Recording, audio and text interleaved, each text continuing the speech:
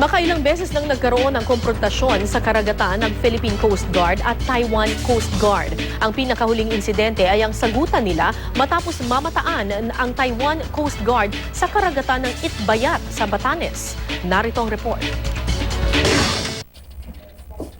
You read your map. You do not have any exclusive economic zone here.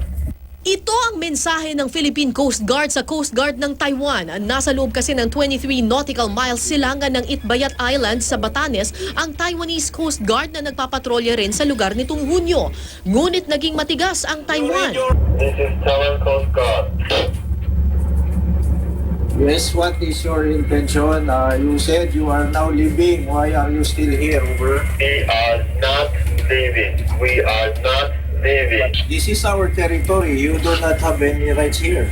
This is our exclusive economic rules. This is our exclusive economic rules. We have right to stay here. We are not leaving. Nagtagal ng 2 oras ang sagutan hanggang sa Taiwan na mismo ang umalis sa lugar. Dinipensahan naman ng palasyo ang Philippine Coast Guard at sinabing ipinapatupad lang nito ang batas sa pangangalaga at pagbabantay ng territorial waters ng ating bansa. Kaya naman nila ini-enforce yung ating mga batas. Kapag meron silang natuntun o nakita na mga lumalabag dito ay sinisita nila at sinasagawa yung naaayon sa batas.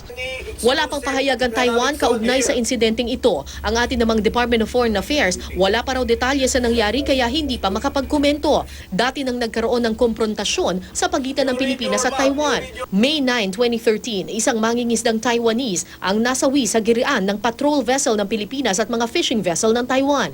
Nagsasagawa noon ng monitoring at surveillance operation ang sasakyan ng Pilipinas habang patungo ito sa Batanes. Ilang beses daw sinubukan ng isa sa mga fishing vessels ng Taiwan na banggain ang MCS 3001 kaya nagpaputok sila ng warning shots.